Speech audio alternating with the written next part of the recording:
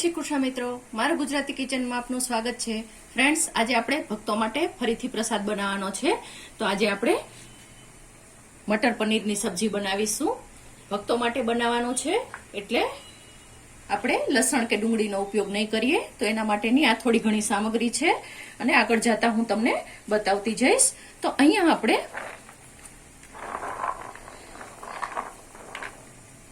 આ 1.25 કિલો એટલે 1 કિલો અને 250 ગ્રામ જેટલા દાણા લીધેલા છે વટાણાના, અને આ 600 ગ્રામ પનીર લીધેલું છે। તો અહીંયા મેં પાણી ગરમ કરવા માટે મૂકેલું છે, આપ જોઈ શકો છો। 1 લીટર જેટલું પાણી ગરમ કરવા મૂકેલું છે। એમાં 1 ચમચી જેટલી ખાંડ એડ કરીશું, સાથે જ નિમક એડ કરીશું, ½ ટીસ્પૂન જેટલું, અને ચપટી જેટલા સોડા એડ કરીશું।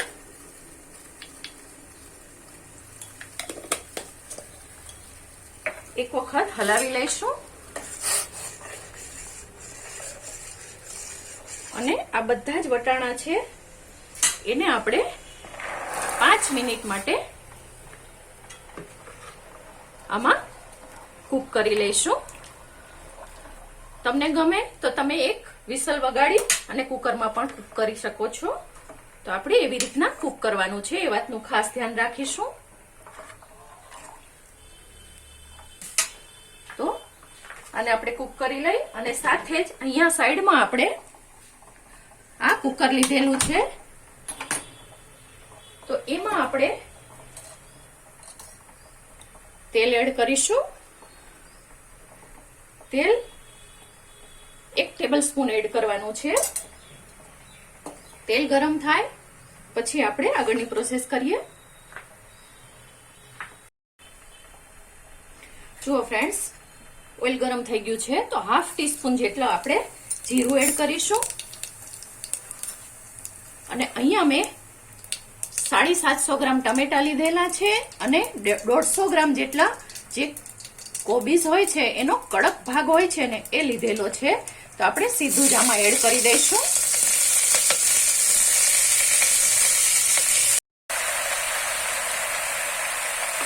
અત્યારે કોઈ વધારાના મસાલા કરવાની જરૂર નથી, અને આપણે આ અત્યારે કોબીઝ લીધેલી છે જેથી કરીને ગ્રેવી છે એ સારી એવી થીક થશે, કારણ કે આપણે ડુંગળીનો ઉપયોગ નથી કરતા। તો આ પત્તા ગોબી છે એનો જે થીક ભાગ હોય છે, કડક ભાગ હોય છે એ લેવાનો છે, અથવા તો તમે દૂધીનો ઉપયોગ પણ કરી શકો છો। હવે સાથે જ આપણે આ 1/4 કપ જેટલા મગજતરીના બી અને 1/4 કપ જેટલા કાજુને પણ એડ કરવાના છે। વધારે મસાલા કોઈ નહીં નાખીએ। ½ ટીસ્પૂન લાલ મરચું પાવડર અને ½ ટીસ્પૂન ધાણા પાવડર એડ કરીશું, સાથે જ 1 ટીસ્પૂન નિમક એડ કરીશું। બીજા મસાલા આપણે પછીથી કરીશું। આ એકદમ ઝડપથી બની જાય એટલા માટે આ પ્રોસેસ કરીએ છીએ। 1/4 ટીસ્પૂન જેટલી હળદર એડ કરીશું,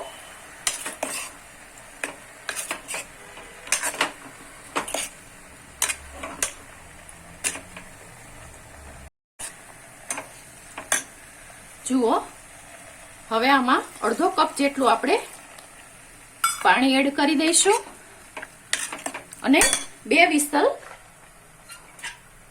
આવે ત્યાં સુધી આને કૂક કરી લઈશું, જેથી કરીને ફટાફટ આપણી આ ગ્રેવી તૈયાર થઈ શકે। અને પછી આને આપણે સારી રીતે ઠંડી થવા દેવાની છે અને મિક્સરમાં વાટી લેવાની છે।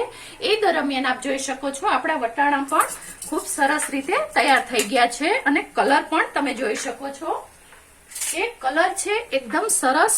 થોડા એવા સોડા નાખેલા છે જેથી કરીને એકદમ ગ્રીન એવો જળવાઈ ગયો છે, અને 5 મિનિટ થઈ ગઈ છે, વટાણા બધા જ ઉપર આવી ગયા છે। તો હવે આને આપણે પણ ગાળી અને એક સાઈડ લઈ લઈશું। તો આને હું બંધ કરી દઉં। જુઓ ફ્રેન્ડ્સ, આ 600 ગ્રામ પનીર લીધેલું છે, તો આને આપણે નાના નાના ક્યુબમાં કાપી લઈશું. વટાણાની સાઈઝના નાના નાના ક્યુબ કરીશું અને થોડું આપણે રહેવા દઈશું. એને આપણે ખમણી લઈશું અને સાથે જ અહીંયા આપણે થોડા મસાલા કરી લઈશું. તો અહીંયા 1.5 ટેબલ સ્પૂન જેટલું ધાણા જીરું પાવડર,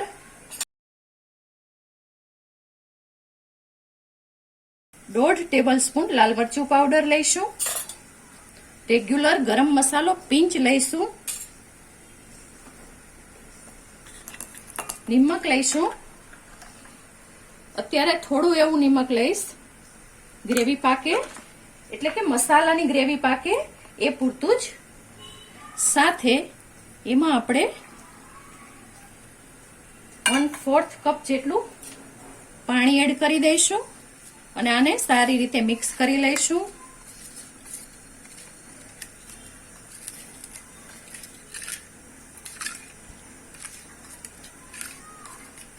ઘણા ડિવોટીસ નથી ખાતા હોતા દહીં પણ, એટલે આપણે દહીં નહીં એડ કરીએ, નહીતર તમે આમાં અડધો કપ દહીં પણ એડ કરી શકો છો. અને આને આપણે ખૂબ સારી રીતે હલાવી અને થોડું મિક્સરમાં ક્રશ કરી લેવાનું છે, જેથી કરીને આ પેસ્ટ છે એ એકદમ થીક બની જાય. એ વાતનું આપણે ખાસ ધ્યાન રાખીશું.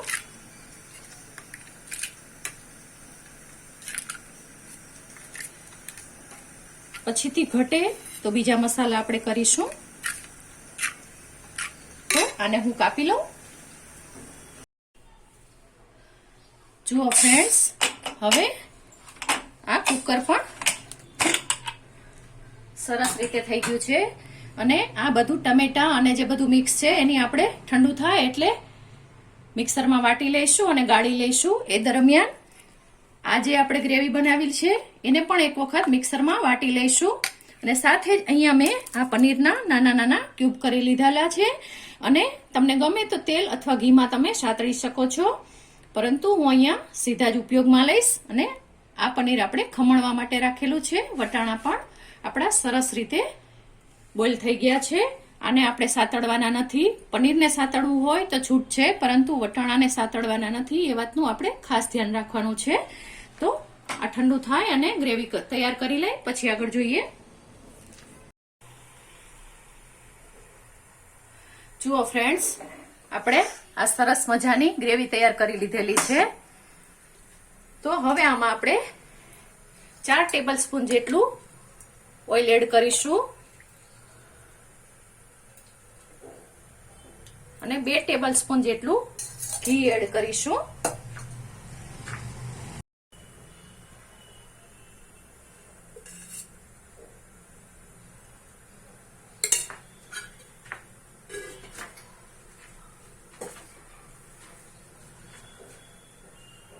ગરમ થાય પછી આગળની પ્રોસેસ કરીએ. જુઓ, હવે એમાં આપણે આ 3 નંગ મરચા નાખીશું, 4 થી 5 નંગ લવિંગ છે અને 3 નાની ઇલાયચી સેજ મોં ખોલેલી છે અને એક નાનો તજનો ટુકડો છે એ એડ કરીશું. 1/2 ટીસ્પૂન જીરું એડ કરીશું.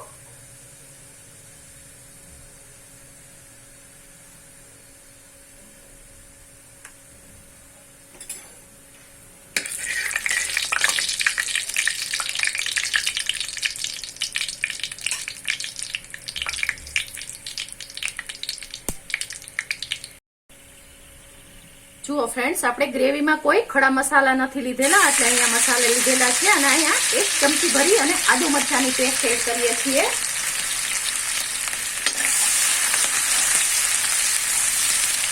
આદુ ન ગમે અથવા તો જૈન વર્ઝન બનાવવું હોય તો આદુને તમે સ્કીપ કરી શકો છો. અને આપણે 30 સેકન્ડ સાતળી લઈશું.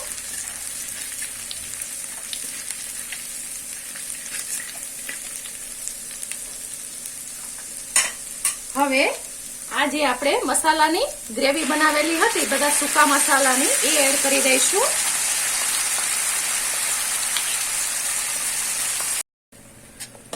જુઓ ફ્રેન્ડ્સ, આ મસાલાને આપણે તેલ છૂટે ત્યાં સુધી સાતળવાનું છે. ફરીથી આપણે પછી પાણી નાખીશું, ફરીથી સાતળીશું. મસાલા એકદમ સરસ રીતે પાકશે તો જ ટેસ્ટ સારો આવશે. કારણ કે ભક્તો માટે આપણે પ્રસાદ બનાવવાનો હોય એટલે આપણે બીજા કોઈ મસાલાનો ઉપયોગ કરી શકતા નથી. તો આપણે આને હલાવતા જઈશું અને સારી રીતે તેલ છૂટવા દઈશું.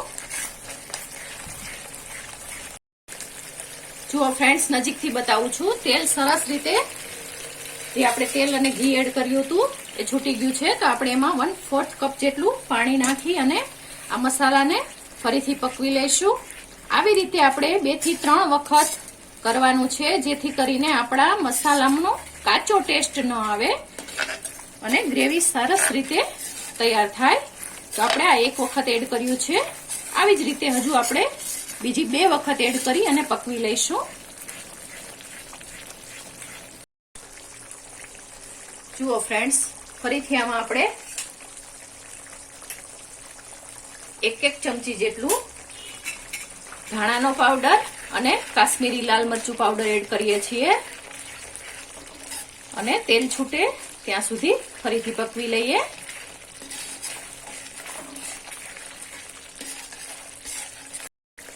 જુઓ ફ્રેન્ડ્સ, એકદમ સરસ તેલ છૂટી ગયું છે. તો હવે એમાં આપણે આ જે ગ્રેવી બનાવેલી છે એ બધી જ ગ્રેવી એડ કરી દઈશું.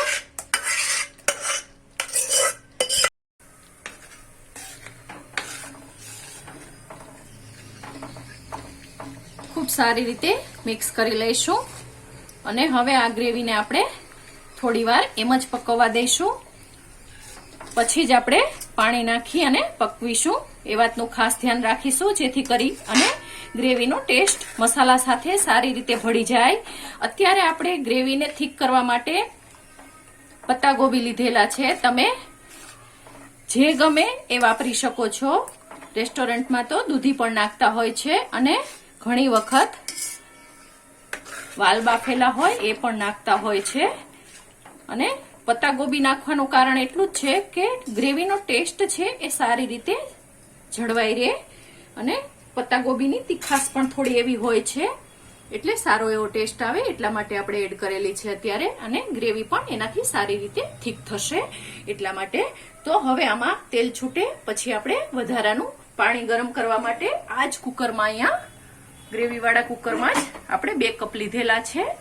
તો સાઈડમાં એ પણ ગરમ કરવા મૂકી દઈશું અને આને પકવી લઈશું.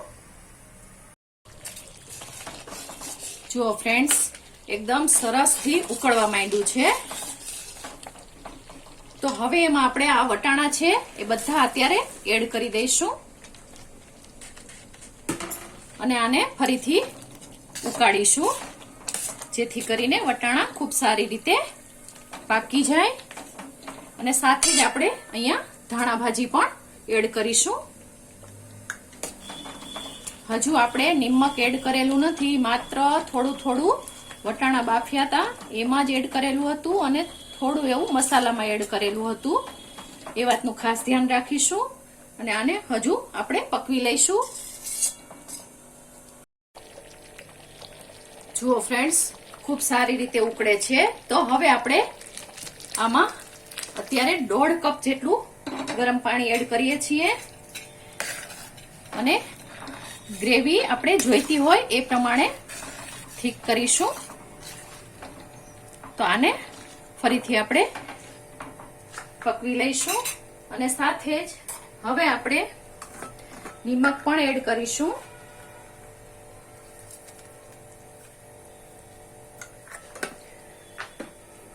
અને 1 ટીસ્પૂન જેટલી ખાંડ એડ કરીશું, વધારે નહીં કરીએ એ વાતનું ખાસ ધ્યાન રાખીશું. સાથે જ કિચન કિંગ મસાલો છે એ પણ 1 ટીસ્પૂન જેટલો એડ કરીશું. ઘરનો બનાવેલો છે એટલે એકદમ સ્ટ્રોંગ અને સરસ છે એટલે હું ઓછો એડ કરું છું.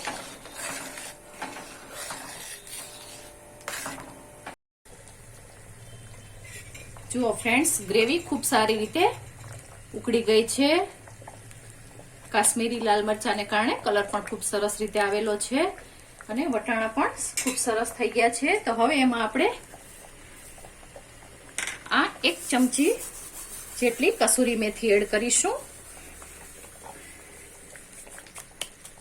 કસૂરી મેથી ગઈ સાલની બનાવેલી છે, પણ છતાં પણ આપ જોઈ શકો છો કલર એકદમ સરસ છે. સાથે જ અહીંયા આપણે આ પનીરના પીસ કરેલા છે એ સીધા એડ કરી દઈશું.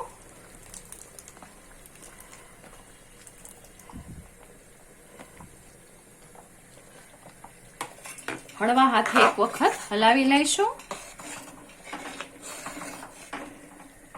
જોઈ શકો છો ખૂબ જ સરસ રીતે તૈયાર થાય છે. આપણે લસણ કે ડુંગળી નથી વાપરતા, એનો મતલબ એવો નથી કે આપણે સારી રીતે સબ્જીને તૈયાર ન કરી શકીએ. ખૂબ સરસ ટેસ્ટમાં થાય છે અને એકદમ સરસ થાય છે. રિઝલ્ટ ખૂબ સારું આવે છે. તો આવી રીતે બનાવવાથી સબ્જી ખૂબ ટેસ્ટી બને છે. અને આપણે જે વધારાનું પનીર હતું એને ખમણી લઈશું.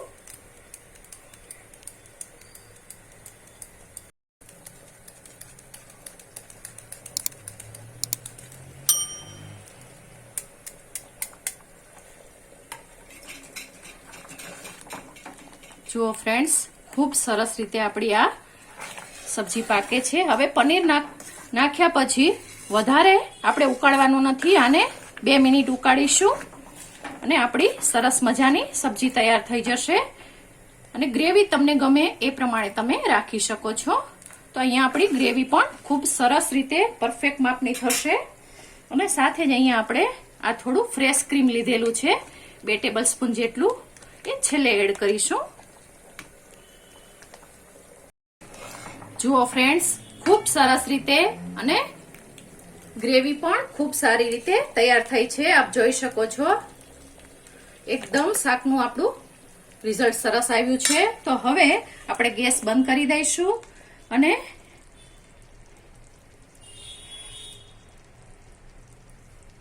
આ ક્રીમ છે એને એડ કરી દઈશું. ક્રીમ નાખ્યા પછી પકાવવાનું નથી, એ વાતનું ખાસ ધ્યાન રાખીશું. અને સાથે જ ધાણા ભાજી મૂકી અને આપણે આ સબ્જીને સર્વ કરીશું. તો તૈયાર છે આ ભક્તો માટેની આપણી સરસ લસણ ડુંગળી વગરની મટર પનીરની સબ્જી. ફ્રેન્ડ્સ, તમને મારી આ રેસીપી પસંદ પડી હોય તો મારી ચેનલને લાઈક કરજો, શેર કરજો અને સબસ્ક્રાઇબ જરૂરથી કરજો. આભાર મિત્રો.